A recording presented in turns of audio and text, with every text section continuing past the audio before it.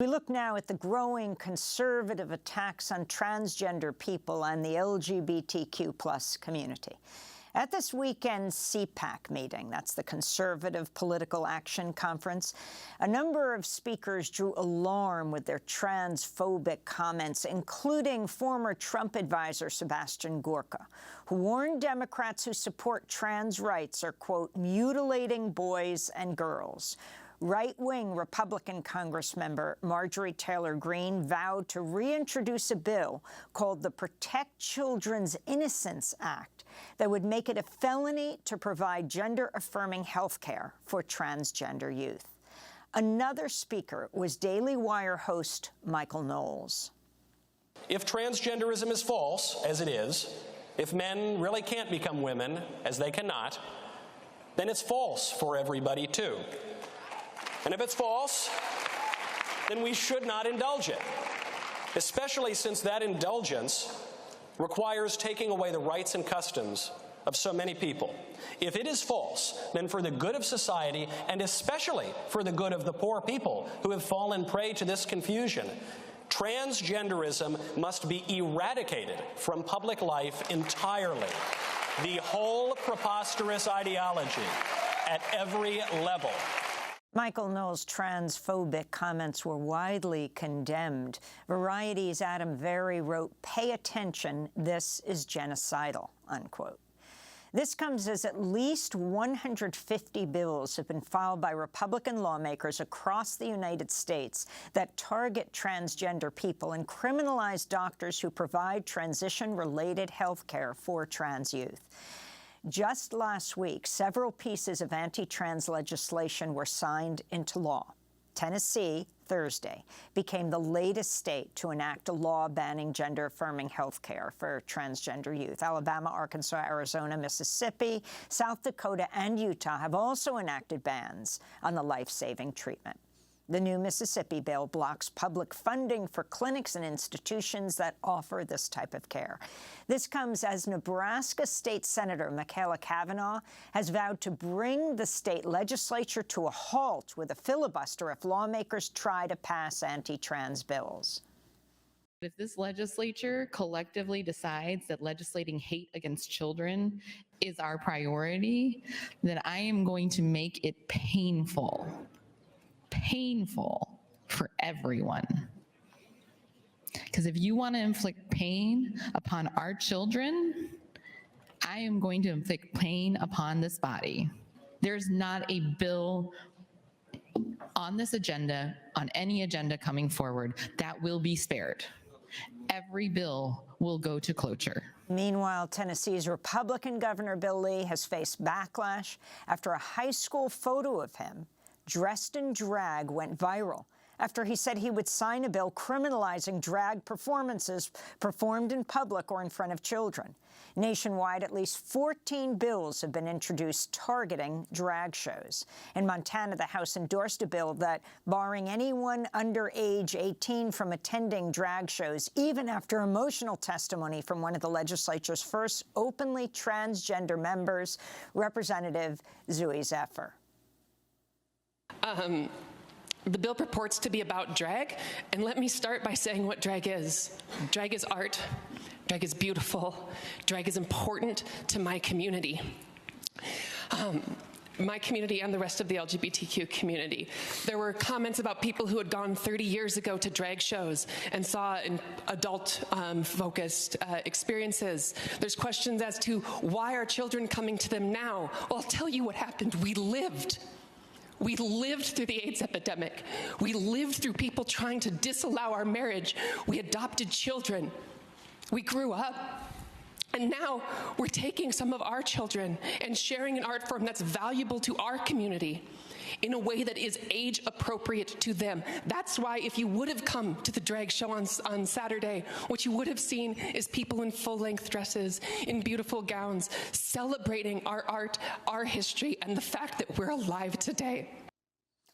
For more on all of this, we're joined in New York by Chase Strangio, Deputy Director for Trans Justice with the ACLU LGBTQ and HIV Project. Chase, welcome back to Democracy Now! Talk about what happened in Tennessee and talk about what's happening across this country after that very powerful testimony. Yeah, thanks, Amy. I mean, I've been coming on the show for the last 7 years to talk about this very issue, and I think taking a step back, what we have to acknowledge is how quickly this has escalated. In 2016, in the wake of marriage equality, we saw the first aggressive contemporary backlash against trans people in the form of the wave of anti-trans bathroom bills.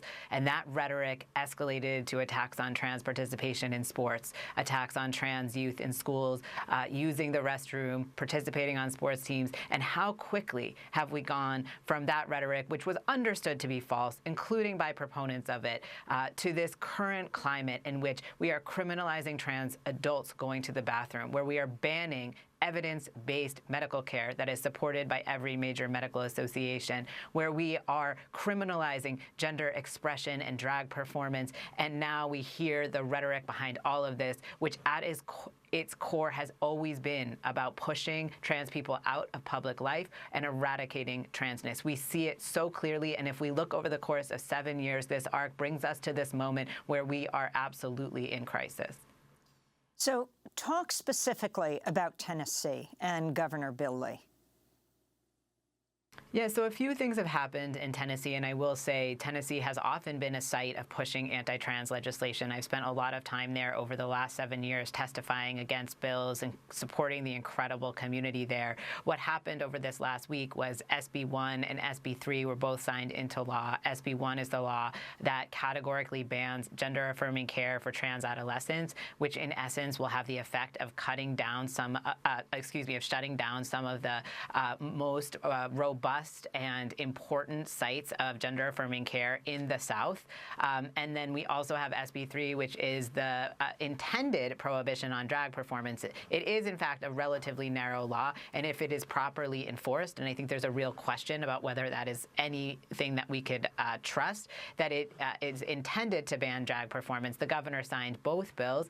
He's come under fire for the hypocrisy because he himself has presented in drag. And then, of course, the reality is that these bills aren't about banning drag performance. They are not about banning expressions of gender nonconformity as long as those expressions are seen as serving the status quo. What these bills are about is policing that which is seen as deviant and disruptive of the status quo, policing transness, policing communities coming together to support and celebrate their histories and legacies. They cannot be understood as separate from the many attempts to ban curriculum connections to historically accurate movements of resistance. This is a part of a national effort to cut off communities from their histories, whether those histories are histories of drag, whether those histories are histories of other resistance. We have to understand the bans on drag performance as central and connected to the bans on what we're seeing in the curriculum, what was categorized as so-called critical race theory.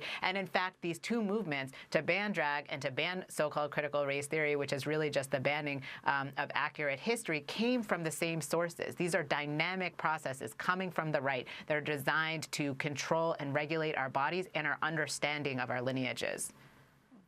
And the fact that Bill Lee himself is shown in drag?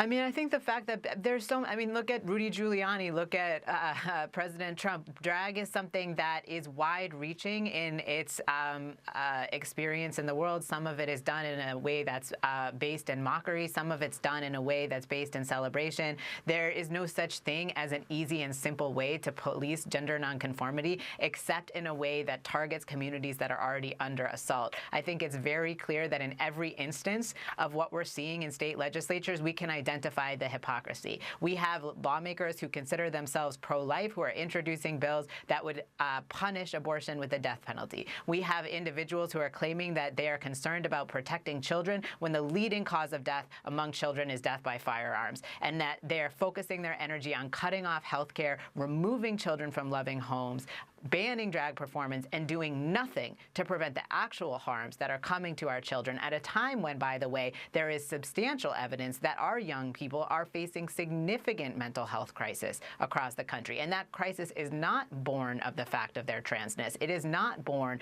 by the fact that they are connecting to their histories or they have more diverse experiences. We know that that's not the reality. The reality is that young people have more anxiety. They've been living in a pandemic. They have witnessed gun violence for the entirety of their lives. And we have real problems when it comes to what our young people need. And we are legislating in areas that are designed to eradicate populations, to harm young people. And the hypocrisy is staggering.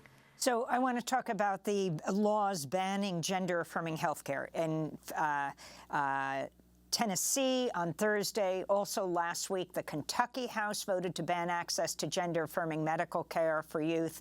Let's turn to Democratic State Senator Karen Berg of Louisville, Kentucky, who lost her transgender son, Henry Berg Brousseau, to suicide in December at the age of 24. She condemned Kentucky's anti-trans bill and shared her son's last actions before he died.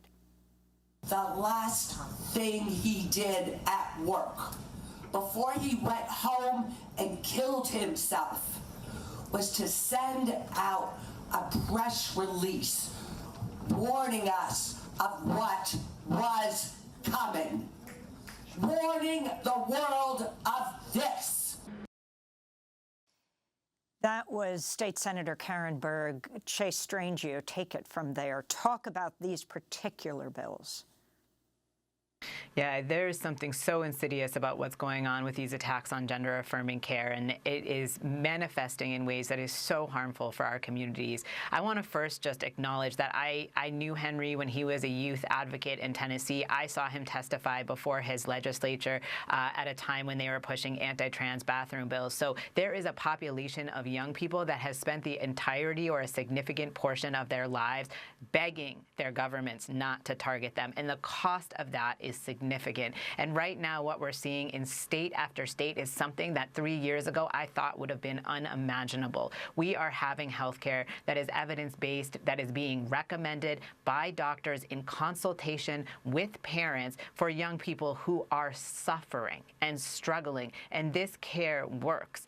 And what we're seeing now is the legislature's intruding upon the decision-making of doctors, parents, and young people to take away the only evidence-based treatment that transgender people have when they are suffering, and there are no other options. And in state after state, we're seeing these bills moved, and I must say that they are being fueled in part by a public discourse that has allowed there to be a legitimate debate over whether there are too many transgender people, over whether we have too much access to health care. And I urge people to take a step back and use information you already know about how health care works in this country. It is not easy to access. It is, in fact, incredibly difficult. And it is particularly difficult when it is stigmatized healthcare, that a population that faces so much stigma and discrimination needs. We are in a position now, I just got out of a 2-week trial in Arkansas over a very similar piece of legislation that we're now seeing in Tennessee and South Dakota and Utah and Mississippi and elsewhere. We had a 2-week trial. When tested,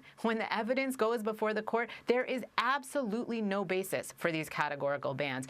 And we should be concerned for everyone if every time a group of lawmakers believes that it is a conspiracy for a group of people to thrive, that they start taking away our health care with nothing more than ideological opposition and unverified accounts of things that are simply not happening. We've seen it with abortion, and we're seeing it now with trans-affirming health care, and this is a crisis for our communities.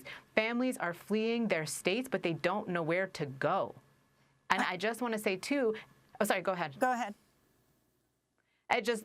That we've heard a lot about, this is about children. This is about protecting children. First and foremost, these bills harm children. And second, as we've heard from the comments from CPAC and as we've seen from legislation targeting adults, this is not about targeting only children. This is about categorically attacking the trans community and all of us of all ages. I wanted to ask you finally about the role of the media, and we just have about a minute, but over 200 New York Times contributors have published an open letter criticizing the Times' recent coverage of stories involving transgender, non-binary, gender non-conforming people, in particular concerning medical issues. The letter says Republican lawmakers have cited the Times coverage to justify bans on gender-affirming care for youth. In response, the top editor of the New York Times has defended the paper's coverage of trans issues, warning journalists that such public criticism will, quote, not be tolerated, unquote. GLAAD has accused the New York Times of, quote, irresponsible biased coverage of transgender people going back more than a year. Chase, can you just summarize this debate?